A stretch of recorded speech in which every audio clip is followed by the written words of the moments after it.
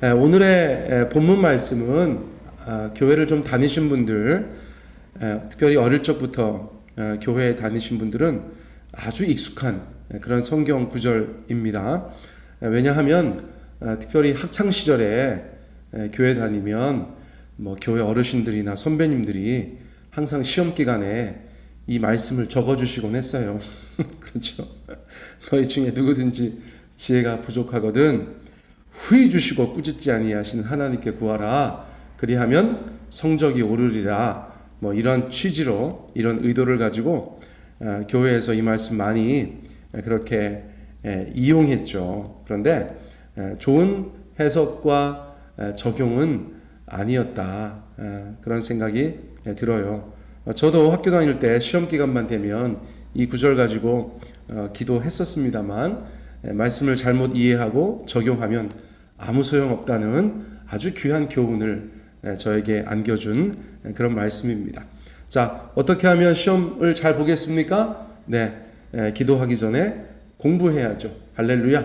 우리 사랑하는 자녀들에게 성경 말씀을 좀 잘 그렇게 적용해 주시고 또 활용케 해 주시면 감사하겠어요.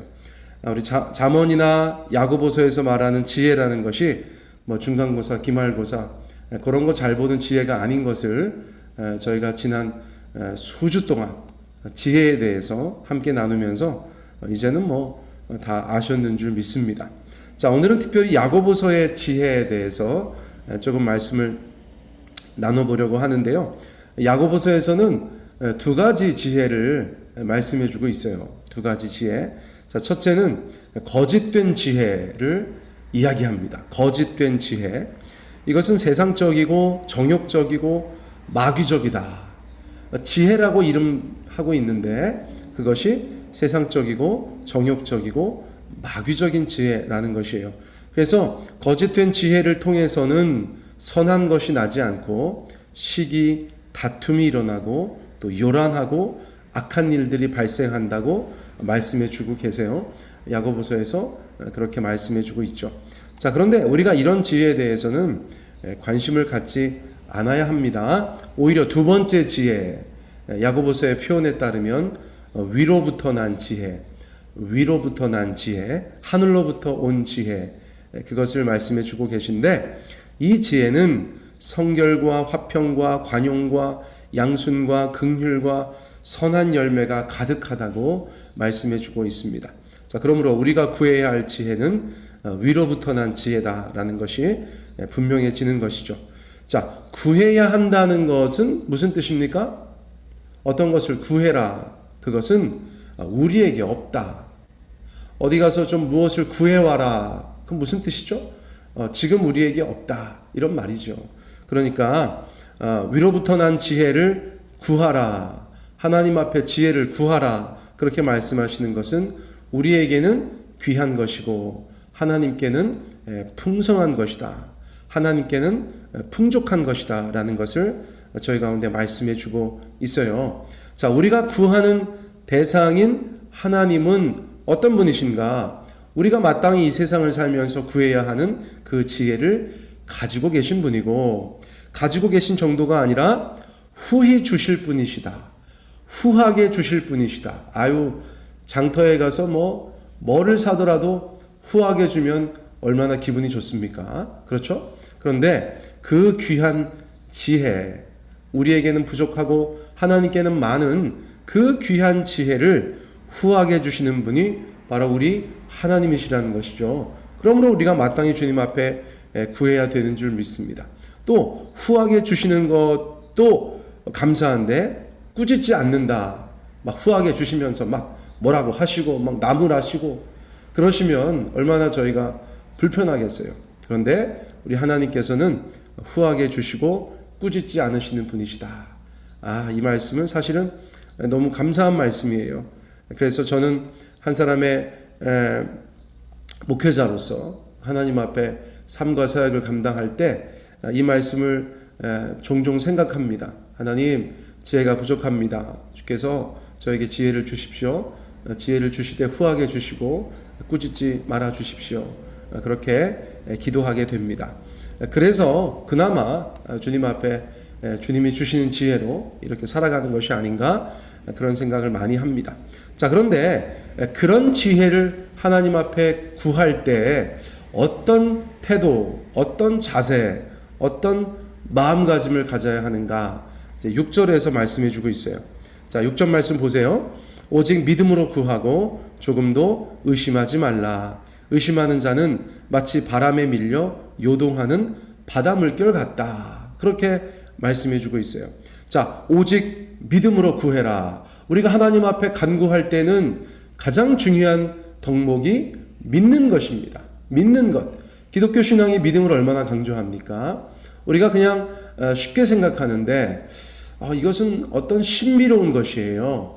우리가 하나님 아버지를 그저 믿을 때 하나님이 계신 것과 또한 그가 자기를 찾는 자들에게 상 주시는 이심을 믿어야 한다. 하나님을 찾을 때, 하나님께 구할 때 상을 주신다. 응답하시고 보상하신다. 그것을 믿어야 한다. 어떻게 믿어야 합니까? 조금도 의심하지 말고 믿어야 한다. 그리고 나서 의심하는 자는 마치 바람에 밀려 요동하는 바다 물결 같다고까지 말씀을 해 주셨어요. 자, 그러므로 하나하나 저희가 찬찬히 살펴보면 구하는 자에게 있어서 가장 중요한 것은 바로 믿음이다라고 결론 지을 수 있어요. 자, 그 말인즉슨 조금도 의심하지 말라는 것입니다. 조금도 의심하지 말라. 이것과 맥을 같이 하는 것이에요. 자, 이런 말이 있습니다. 의심하는 간구는 이미 간구가 아니다. 여러분 한번 따라해 보시겠어요? 의심하는 간구는 이미 간구가 아니다. 멋진 말 아닙니까? 그런데 이렇게 느끼실 수 있어요. 너무하지 않으신가? 기준이 너무 높지 않으신가? 어떻게 의심을 조금도 안 하고 기도하는가? 여러분, 어쩌면 우리가 그래서 하나님 앞에 많은 것을 더 받아 누리지 못하는 것일 수도 있어요. 믿음과 약간의 의심에 대해서 어떤 신학자가 멋진 말을 했었거든요. 제가 그 말을 잊어버리지 않아요. 자, 예를 들면 이런 표현입니다. 전화번호는 한 자리만 틀려도 상대방과 통화할 수 없다. 여러분, 기가 막힌 말 아닙니까? 전화번호는 010-3204-0536 제 전화번호는 한 자리만 틀려도 상대방이 저와 통화할 수가 없잖아요.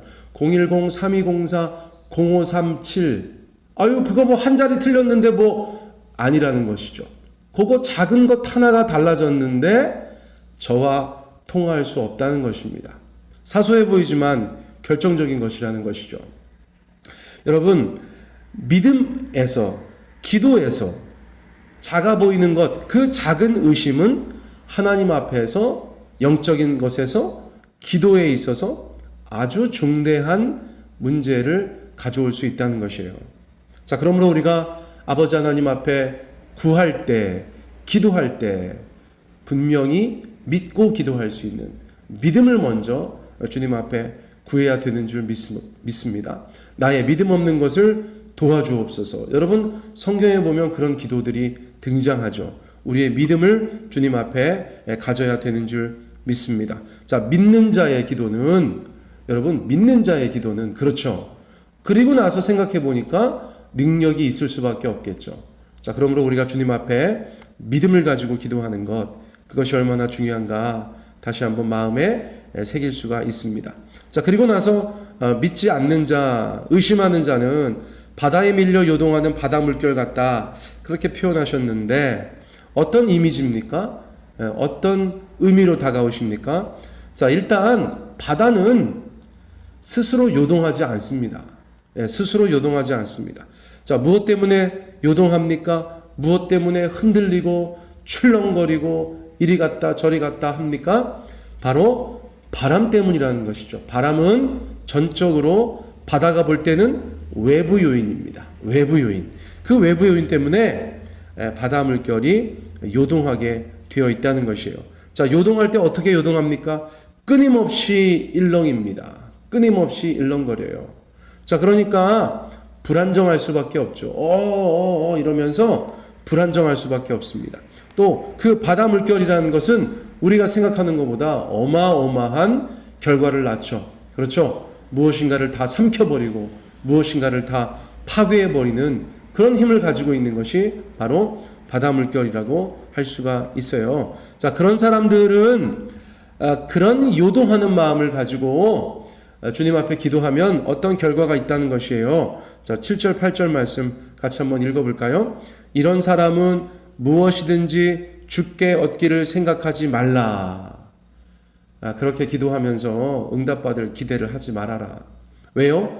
두 마음을 품어 모든 일에 정함이 없는 자로다. 두 마음을 품어 모든 일에 정함이 없는 자로다. 자, 의심이 가득한 사람은, 의심을 갖고 있는 사람은 주께 얻기를 생각하지 말라고 말씀하고 있어요. 자, 왜냐하면 결과적으로 보면 두 마음을 품어서 모든 일에 정함이 없는 자이기 때문이라는 것입니다. 자, 정함이 없는 사람은 어떤 마음의 상태를 가지고 있다는 것이에요? 마음이 두 군데에 가 있습니다. 마음이 두 곳을 바라보고 있어요. 하나는 하나님을 바라봅니다. 할렐루야, 감사하죠. 너무 잘하고 계신 거예요. 그런데 하나님만 바라보는 것이 아니라 또 하나는 바람과 물결도 바라보고 있다는 것입니다. 그러니까 마음이 두 군데로 나뉘어져 있다는 것이에요. 자, 영적으로 그렇게 두 군데로 나누어져 있으면 하나님에게서 무엇인가를 우리가 받을 수 없다. 그 구한 것을 받을 수 없다. 성경이 오늘 저희 가운데 그렇게 말씀해 주고 있어요. 하나님은 그런 태도를 썩 좋아하지 않으신다. 저희가 그렇게 이해할 수가 있겠습니다. 자, 그러므로 우리의 마음을 어떻게 해야겠습니까? 하나님 앞에서 정해야겠죠. 하나님만 바라보는 것으로, 하나님만 믿고 구하는 것으로 그렇게 우리가 신앙을 다잡아가야 되는 줄 믿습니다. 자, 오늘 제가 설교 말씀을 드렸는데 설교와 관련하여서 누가복음 8장 22절부터 25절까지의 말씀을 읽어드리고 제가 설교를 마치도록 하겠습니다. 여러분, 제가 읽을 때 이 말씀 잘 보세요. 이 말씀은 오늘 제가 마지막에 강조했던 그것과 관련이 있는 말씀입니다. 하루는 제자들과 함께 배에 오르사 그들에게 이르시되 호수 저편으로 건너가자 하심에 이에 떠나 행선할 때에 예수께서 잠이 드셨더니 마침 광풍이 호수에 내리침에 배에 물이 가득하게 되어 위태한지라. 제자들이 나와 깨워 이르되 주여 주여 우리가 죽겠나이다 한데 예수께서 잠을 깨사 바람과 물결을 꾸짖으시니 이에 잔잔하여 지더라. 제자들에게 이르시되 너희 믿음이 어디 있느냐 하시니 그들이 두려워하고 놀랍게 여겨 서로 말하되 그가 누구이기에 바람과 물이 명함에 순종하는가 하더라. 아멘. 오늘 의도한 것은 아니지만 함께 나눈 야고보서의 말씀이 누가복음 또 다른 복음서에 등장하는 이 사건과 연관지어져서 제 마음에 다가왔어요. 여러분, 우리 인생에 바람과 물결이 있을 수 있습니다. 아니, 바람과 물결이 있습니다. 그리고 어떤 분은 과거에, 어떤 분은 미래에, 또 어떤 분은 지금 아주 험한 그런 바다 물결 위에 계실 수도 있어요. 여러분, 오늘 말씀이 우리 가운데 요구하는 것이 무엇입니까? 바람과 물결이 있을 수 있다는 것이죠. 그러나 우리의 시선은 우리 주님만 바라보아야 되는 줄 믿습니다. 그리고 마음을 정하세요. 우리 하나님만 바라보겠다. 내가 주님만 바라보겠다. 끝까지 내 발이 물속으로 조금씩 빠져들어가도 내 믿음을 다잡고 다시 하나님 앞에 일어서겠다. 주님 앞에만 구하겠다. 여러분, 그렇게 나아가시기를 원합니다. 오늘 우리 각자의 삶에 또는 우리 주변에 사랑하는 이들의 삶에 어떤 바람과 물결이 일고 있습니까? 우리라도 먼저 주님 앞에 믿음을 가지고 기도하기를 원합니다.